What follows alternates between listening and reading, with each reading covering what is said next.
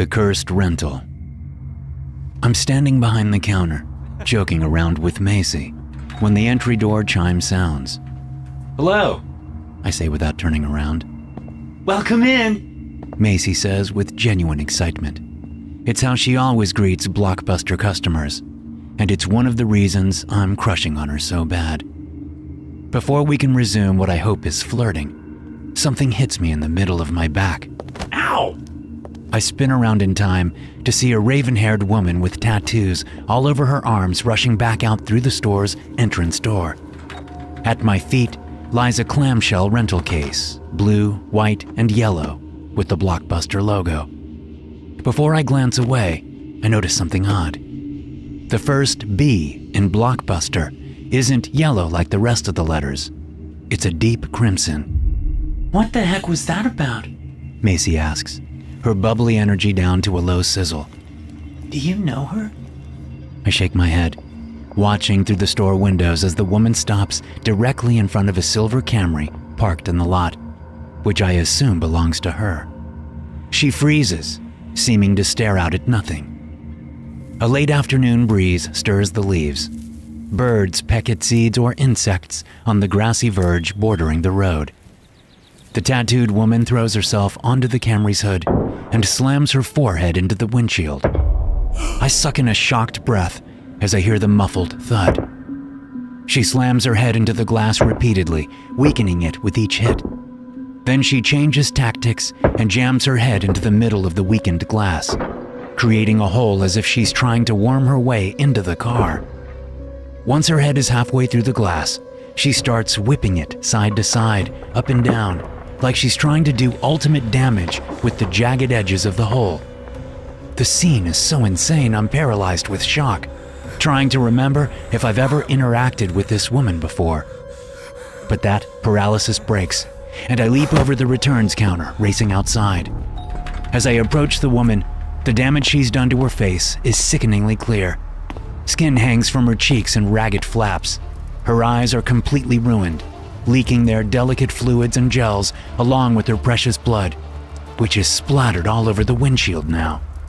Before I can grab her, she shoves her head all the way through the hole and resumes her thrashing. But this time, the violent movements slam her neck into the edges of the jagged hole. Blood spews out from several wounds in her throat as I grip her ankles, the canvas of her Chuck Taylor high tops somehow hot under my hands. I yank her out of the hole, doing even more damage to her throat in my attempt to save her. I drag her off the car and onto the concrete. By then it's too late. Her blood is everywhere but where it needs to be. She thrashes, rolling onto her back, her ruined eyes pointlessly staring at the afternoon sky. Then she goes still. The bizarre incident turns my life into a days-long circus, complete with clownish reporters, strongman detectives, and barking acquaintances, all of them asking the same questions over and over again. Eventually, the circus leaves town, at least temporarily. It's nearly a week later, and I've all but forgotten about the VHS tape the woman threw at me, until I see it again. Macy and I are working together, but there's no friendly banter, no flirting. She seems to think the woman knew me, that it was somehow my fault. But try as I might, I can't ever remember seeing the woman in the store. That doesn't mean much. She could have patronized the place when I wasn't on shift. I'm manning the checkout desk while Macy works on restocking shelves when I hear the familiar clatter of a video being pushed through the quick drop return slot. I turn around in time to see a tall, balding man straightening on the other side of the return slot. He glares through the window, his look so rage-filled, I take an involuntary step back. It takes me a moment to realize he's not looking at me. I glance over my shoulder, trying to see what he's staring at, but I see nothing out of the ordinary. When I turn back, I'm sure he's going to start slamming his head into the window, but he doesn't. Instead, he drops to his knees in front of the return slot, which is like a mail slot in a front door, only bigger and without the hinged metal flap. I can't see him because the slot is built into the wall below the window, but I can see through the return slot as he places his right ear against it, as if he's trying to listen to something happening inside the store. Sir? I ask. Are you okay? There's no answer. My eyes flick down to the video he's just returned. My throat thickens when I see that the case has 2 dark crimson letters on it, the B and the L at the beginning of Blockbuster. I rush over to the window, slightly to the side of the padded crate that catches the returns. I peer down, seeing that the man has put a pistol to the side of his head. No! My scream is obliterated by the sound of the gunshot. A mixture of blood, brains, and skull bits erupts through the return slot, creating a fan of gore on the floor and the crate. I stumble back as Macy comes running up and starts screaming. My legs go numb.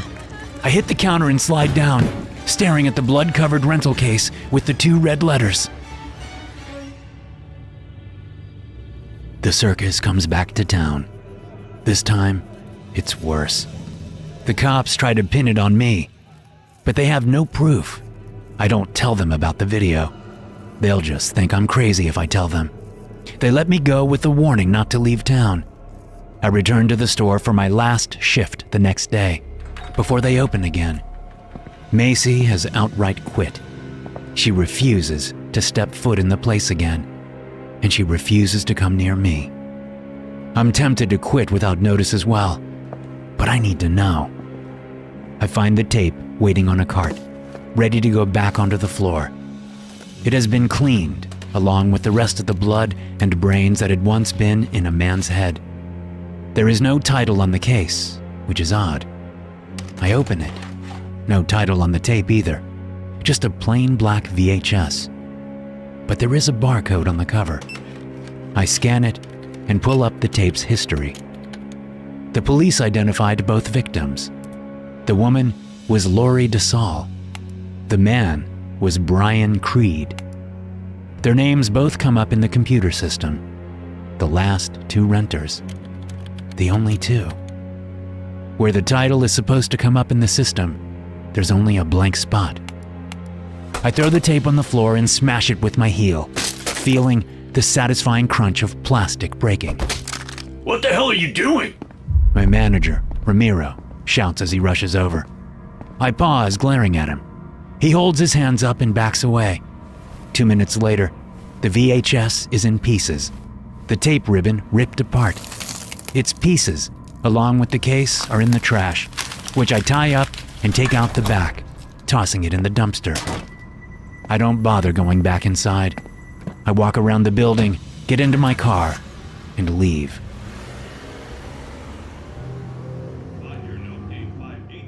For a while, I kept an eye on the news, looking for any reports of suicides at Blockbuster video stores. I did this for a year before I stopped, confident destroying the tape worked. More years passed. I moved away, met a girl, got married. I try to put the horrific incidents behind me, and, for the most part, I do. But I never set foot in a Blockbuster again. Shortly after our son is born, the 3 of us travel back to my hometown so my aging parents can meet the little guy, whose name is Tyler. One night, after dinner and putting Tyler to bed, the 4 of us are sitting in the living room chatting. I'm so engrossed in a conversation with my mom and my wife that I almost miss my dad putting a VHS tape into the VCR. The device swallows the tape, and the TV screen comes to life. You still haven't switched to DVDs? I ask, amazed. My dad answers, something along the lines of, If it ain't broke, don't fix it. but I barely hear his words because I'm so focused on the open clamshell case that now sits by the VCR. It's a Blockbuster case, blue, white, and yellow. But there's something odd about it. The first 3 letters in Blockbuster are a deep crimson. Dad? I ask, staring at the case, my throat dry. Where did you get this movie? At the Blockbuster up the road. They were having a going out of business sale. I bought a bunch of movies for cheap. Footage comes on the screen, taken outside of a familiar Blockbuster video. In it, a dark-haired woman with tattoos steps out of the store and freezes in front of a Toyota, staring straight at the camera for several long moments. I know what happens next, but I can't stop watching. Without looking, I can tell my parents and my wife are also watching. When the bloody scene ends, a new one starts. One of a man standing outside the return slot at the same Blockbuster. He stares through the window into a camera. On the TV screen, I see a younger version of myself turn and look. But there was no camera there. I would have seen it. I know what happens next, but I can't stop watching. When the bloody scene ends, a new one starts. This one is familiar too, but in a different, more immediate way. It's of 4 people sitting in a living room, staring directly into the camera, right where my parents' TV is. On the screen, one of the men gets up. It's me. I'm getting up. On the screen, I disappear out of frame. A few moments later, I come back with the sledgehammer in my hands. On the screen, I stand behind the couch, raising the sledgehammer and taking aim at the top of my wife's head. As I slam the hammer down, I realize it's not only happening on the screen. Allow me to ruin the mood for just a second. You know that store-bought coffee sitting in your kitchen? It was roasted months ago, and every day it gets a little more lifeless. No Sleep coffee is different. We use specialty grade beans, roast them to order, and ship them out fast. So what hits your cup is bold, rich, and terrifyingly fresh. Stop settling for stale coffee. Head to nosleepcoffee.com and grab a bag roasted just days before it reaches your door. Be sure to use promo code NOSLEEP20 to get 20% off your first order. That's nosleepcoffee.com, promo code NOSLEEP20. Story 2. I know why Blockbuster really went out of business. Welcome in. The man behind the counter said, as Dylan and I stepped into the air-conditioned interior of our neighborhood Blockbuster Video. I had been in my own little world until I heard those 2 words. With them, a bucket of anxiety poured over my head as I realized I would have to interact with people I didn't know. When Dylan had first suggested getting high and going to rent a movie, I thought it was a fantastic plan. Now, I suddenly felt that I had a blinking neon sign hanging around my neck that said, "Stoned," with an arrow pointing at my face. Namely, my bloodshot half-closed eyes and the stupid, vacant look I was surely wearing. Yo! Dylan said with a jaunty wave, heading into the rows of shelves lined with DVD cases, baggy JNCO jeans swishing. I made the mistake of looking over at the man who'd welcomed us into the store.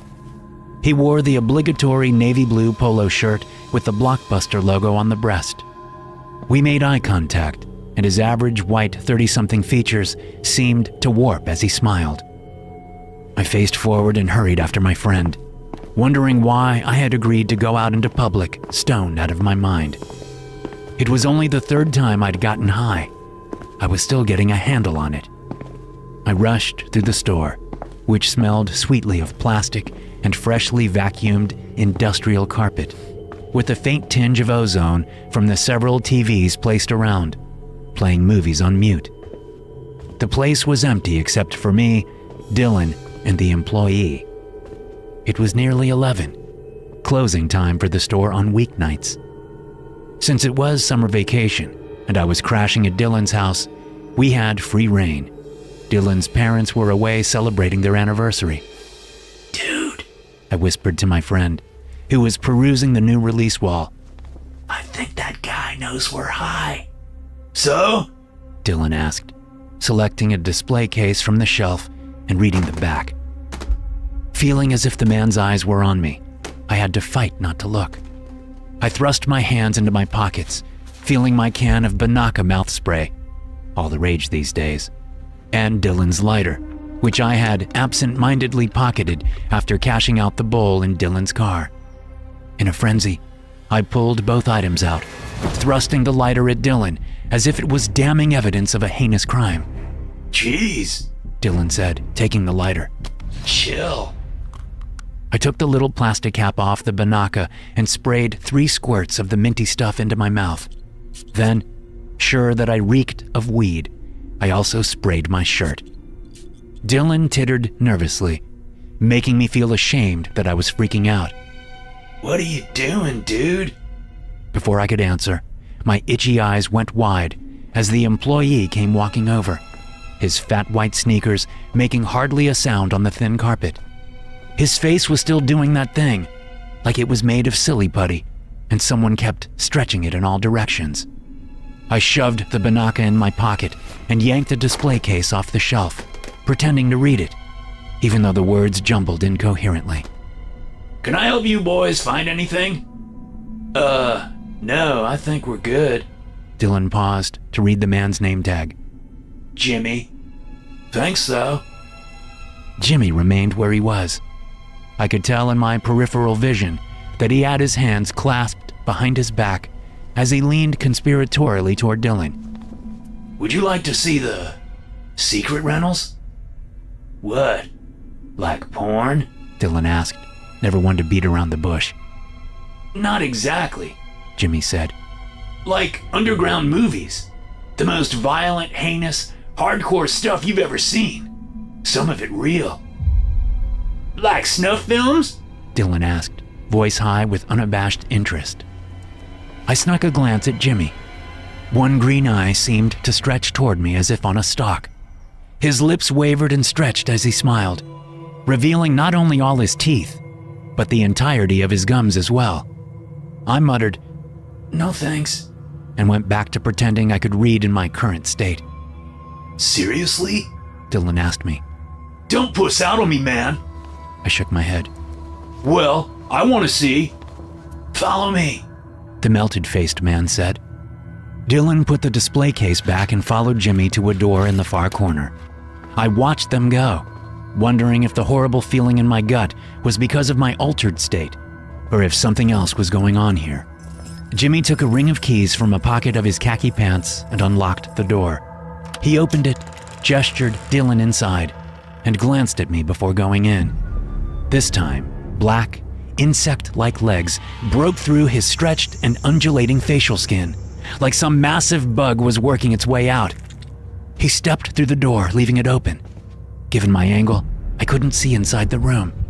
I glanced around the empty store, heart beating hard enough to make me sick. Unsure what to do, I eased away from the new release wall and toward the front doors, display case still held absently in my hand. Before I could step foot in the horror section, Dylan shrieked in pain from the back room. His spine-curving cry became muffled and then overpowered by a sense of wet rips and crunches. I froze in place, staring toward the open doorway, hoping this was some kind of joke. The sounds died away, replaced by the thud-thud-thud of my heart in my ears and the faint hum of recycled air whispering through the vents. Jimmy appeared, stepping through the doorway, covered in blood. His face was no longer morphing, and it was no longer an approximation of a human face. 3 black appendages sprouted from each side of the monstrous visage. A vertical mouth lined with translucent teeth took up the lower portion. Gray-black muscles and sinew exposed from the lack of anything resembling skin. A line of 3 insectile eyes, shiny brown and lacking irises or pupils, occupied the upper portion of the face. The rest of his head was either crawling with small roach-like organisms, or the moving things were part of it, like hundreds of additional appendages. Dylan's blood dripped from this monstrous face as his eyes fixed on me. I ducked down in the horror section on instinct, sure this was no hallucination. "I know you see my face," Jimmy called out. The words seemingly formed from the clicking of a dozen chitinous body parts. "There will be no leaving here." I bolted toward the door, dodging around the shelves of candy and popcorn, dropping the display case I'd been holding. I crashed into the glass and metal portal, but it didn't open. It was locked. Scrambling to find the deadbolt, my fingers touched smooth metal. The door could only be unlocked with a key. "If you hadn't ingested any marijuana tonight, none of this would have happened," Jimmy said, closing in. "But some humans can see past our disguises with the help of THC. We're not sure why yet, but we will know soon." I threw myself over the blue counter, landing on a foam footpad behind the registers. Unable to think of what else to do, I grabbed one of the computer monitors, yanking its cords out as I lifted it above my head. I was thinking of throwing it through one of the front windows, but when I saw Jimmy rushing at me, vertical mouth opening in anticipation, I knew I only had one option. I threw the monitor at him. The leg-like appendages sprouting from either side of his face caught the monitor and snapped it in half. I scrambled over the opposite side of the counter and tried the entrance door. Locked. I dodged away. The creature followed as I backed through the family section, knowing I was about to die. Dylan, I thought. Oh man, Dylan. Implacable sadness swept over me as I thought about my friend, hoping beyond hope that he was somehow still alive. Our last interaction played in my head. The way he laughed nervously as I sprayed myself with Banaka! With that thought, a desperate plan came to mind. I darted around a shelf and pushed it over into the creature on the other side. 100 plastic cases fell to the floor as the thing shouted and flipped the shelf back toward me, but I was already moving, sprinting into the back room and slamming the door shut. I locked it, knowing Jimmy still had the key, but it would buy me time to do what I had to do. Spinning around, I nearly vomited when I saw Dylan's body on the floor. His head had been twisted completely around, and his face was like a butcher's pile of bloody, cast-off parts. I dropped to my knees next to him, blood soaking through my jeans as I dug into his pocket, finding what I needed. Lurching back up, I heard the key sliding into the doorknob on the other side. I positioned myself next to the door, lighter in one hand and Banaka in the other. The mouth spray had been banned at my school because it was highly flammable. Plus, more than one kid had been sprayed in the eyes with the stuff. As the door opened, I flicked the lighter, birthing a flame. I positioned the Banaka behind it and took aim. Jimmy walked in. I jerked my hands forward, getting as close to his face as I dared before spraying the Banaka through the flame. Those strange appendages dragged across the backs of my hands, gouging deep rivets in my flesh as Jimmy screamed and jerked backward, the flaming liquid dousing his face. Despite my pain, I kept after him, spraying as fast as my finger would go, setting fire to his face and head. In his pained flight, he tripped over his own thick sneakers and fell next to a drama shelf. I dodged around the shelf and shoved it over, sending it crashing down on his upper body. I leaped onto the overturned shelf and jumped on it like a trampoline. I felt and heard his bones crunch as he struggled, but I kept jumping until he stopped moving. When I finally climbed off the uneven shelf, both ankles hurting from twisting them as I jumped, I was shivering with fright. Somehow, I still limped over to the store's phone and called the police. When they arrived, I was sitting against the wall, staring at Jimmy's lower body, which stuck out from below the toppled shelf. I was sure that when the cops lifted it, there would be a normal man underneath, the horrific face having been a figment of my imagination. Maybe the weed was laced with PCP, I thought. But when two cops lifted the shelf, they dropped it back down after seeing what was underneath. I caught enough of a glimpse to know I was wrong. The face was still there, although broken and distorted from all my jumping. A lot of people think that Netflix put Blockbuster out of business, but that's not true. That was just the story the public was told. In reality, a special wing of the US government found that Blockbuster had been infiltrated by an extraterrestrial species who were putting subliminal messages into the movies to prepare for when the invasion of Earth started. Two guys in dark suits found the necessary equipment in the back room. The messages were supposed to make us humans docile and appreciative when the invading force showed up. Over the next several years, a clandestine operation took place to hunt down each and every interloper who worked at Blockbuster. When they found the last one, the government forced the business to declare bankruptcy. The stores closed. Well, all but one. The last remaining Blockbuster video is in Bend, Oregon. You can see it for yourself if you want, but if you do, don't go in there stoned, no matter what. Story 3. Rewind or die. Oh my gosh! The man carrying a stack of rental tapes says when he sees me. Jordan! I didn't know you worked here! My throat clicks as I swallow. but I force myself to meet his gaze. It's my second day. He sets the stack of tapes in their blue and white Blockbuster cases on the counter between us. Well, that's just great. Growing up, taking on responsibilities. How exciting! His name is Todd, and his mom used to babysit me and my sister when we were younger. Although in his early 20s at the time, he lived at home and was often around when we were there after school, sometimes even filling in for his mother. The unwavering gaze from his narrow, light blue eyes brings back a rush of memories, most of them bad. Gale force winds whip at me as I recall one afternoon in particular. My skin goes tacky, and a cold sweat springs up in my armpits. You were always such a good kid, Todd says wistfully, his smile revealing unnaturally white and straight teeth. He still dresses the same, with the pastel polo shirt tucked into khaki slacks with a brown belt. I can tell he's waiting for a response. My manager hovers behind me, included in the stilted interaction by his close proximity. I only stare at Todd, trying to fight off the memories of that afternoon when I was 9 and my sister 12. When it's clear I'm not going to say anything more, Todd's smile fades. He taps the top VHS tape on the stack and says, "Well, I'm going to find some other stuff to rent. Great seeing you, Jordan." He shoots a finger gun at me with a wink and a click of his tongue before heading into the store. I stare after him, the hurricane of long-buried emotions keeping me both tethered to the spot on the outside and thrashing on the inside. You okay? Liam, my manager, asks as he moves past me to grab the stack of returned tapes. Yeah, fine, I say, still watching Todd as he peruses the family section. You sure? I nod. Liam seems like a good guy, considering I've only known him for a few days. He's in his late 20s, with shoulder-length dirty blonde hair that mostly stays tucked behind his larger-than-average ears. He wears holey jeans with pajama pants underneath, and he has an olive green cardigan over his Blockbuster shirt. From far away, he looks a lot like Kurt Cobain, may he rest in peace.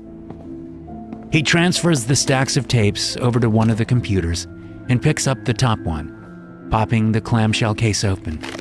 Son of a bitch, He mutters. What is it? Liam shakes his head. Dude never rewinds his tapes, not ever. There's a special place in hell for people who don't rewind their rentals. I mean, it says it right on the fucking front. He points at the white label with the blue lettering on the VHS. Please remember to rewind. Liam's outrage over this minor issue gives me the push I need, serving to enrage me further. Doesn't surprise me. The guy is a creep. Liam pauses before opening the next clamshell case. What do you mean? I shake my head, unwilling to say the words. Nothing. He's just a creep, that's all. Liam stares at me, brown eyes sparkling in a way I've never seen before. The moment stretches and I look away, feeling like he's just been rooting around inside my head. He shifts his gaze out across the store, eyes settling on Todd. But he continues speaking to me. You know, you can tell a lot about a person by how they treat rental tapes and DVDs. I've been working here for a long time, and that's something I found to be true. If someone consistently brings back tapes that aren't rewound, or DVDs that are scratched to shit, you can bet they're an asshole in other ways. I laugh. Yeah, I'm sure. I'm serious, Liam says. And he is. I can see it in his face. I'm gonna go stock some more. As I walk away from the front counter, I glance back to see Liam opening another of Todd's returned tapes, his face contorting in rage at what he sees. For the next 5 minutes, I busy myself with stocking the shelves, trying to avoid Todd. But just as closing time hits, he comes over to me. So, how's your sister? I haven't seen her in a long time.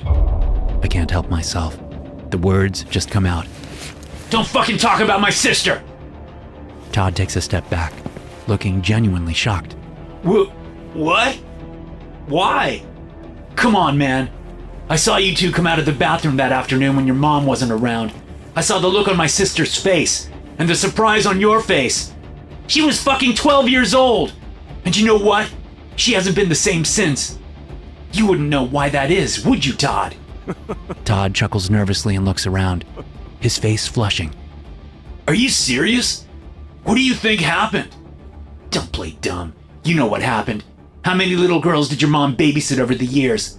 How many of them did you take to the bathroom? That's ridiculous. Ask your sister what happened. She'll tell you. I didn't do anything.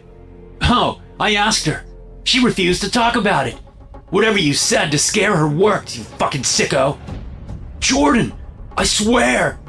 A baseball bat whips into my vision from my right. The sound of the aluminum connecting with Todd's skull makes my bowels go watery. I flinch as blood splatters my face. Todd falls to the floor. His rental case is scattering across the industrial carpet. I stare down at him, at the flap of bloody scalp dangling from his head. Before I can take another breath, Liam drops the bat and kicks Todd onto his back, straddling him. He grabs one of the clamshells from the floor and rips it open, yanking the tape out. With one hand, he levers Todd's mouth open. He jams the tape in with the other, but it won't fit. So Liam smacks it with one hand, ripping the corners of Todd's lips and breaking some teeth to get the VHS in. Hammering the hard black plastic with the side of his fist, Liam drives the tape farther in. He screams, punctuating each syllable with the hammer of his fist. Be kind. Rewind. Todd, who had been dazed from the hit to the head, suddenly regains control of his faculties. He gags, choking on his own blood and the tape jammed into the back of his mouth. His hands come up, grabbing Liam's wrists. Memories flash across my mind. The horrified, faraway look on Jenny's face as she came out of the bathroom. The way she grew sullen and erratic in the months and years after that day. The way Todd smiled at me when he came in not even 10 minutes ago. Driven by an overpowering rage, I stomp on the edge of the VHS tape sticking out of Todd's mouth. I can't tell if it's the tape breaking or the back of Todd's throat collapsing, but the sound is a million times worse than when the bat hit his head. Todd's hands let go of Liam. They fumble bonelessly at the tape, but Liam puts both hands on it and holds it down. Todd coughs a geyser of blood from his ruined mouth, spasms, spews more blood from his nostrils, and then goes still. I sit down hard on the floor, panting, fighting the urge to puke. Liam lets go of the tape jammed down Todd's gullet and leans back. Our eyes meet. He smiles. A week later, Jenny and I are watching TV when we see a report about how police are still searching for information on the whereabouts of one Todd Lipscomb. Holy crap, Jenny says. Todd's missing? I hope he's okay. I whip my head to look at her. You hope he's okay? Didn't he? Jenny looks at me expectantly. Didn't he what? Come on, you don't have to do that. I was there, remember? I saw you two come out of the bathroom. Jenny's brows come together over her deep brown eyes. Are you serious? You still think something happened? I saw the look on your face when... Jesus Christ, Jordan. I got my period and sharted in my pants that day. Todd helped me get cleaned up. There. Are you happy now? I didn't want to tell you because I was embarrassed. All this time you thought he did something to me?